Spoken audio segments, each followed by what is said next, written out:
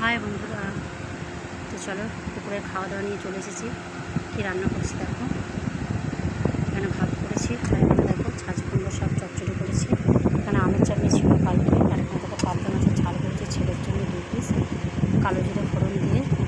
আর এতে মশলা দিয়েছি আমি জিরে, মরিচ, কাঁচা লঙ্কা, সর্ষে পোস্ত দিয়ে ঝালটা করেছি, পাবদা মাছের ঝাল।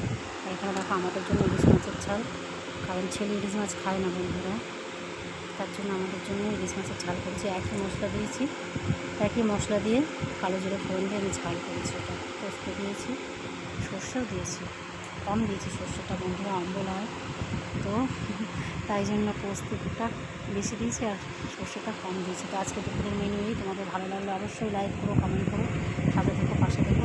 অবিরাম ভালোবাসা রইল সবার জন্য। টাটা।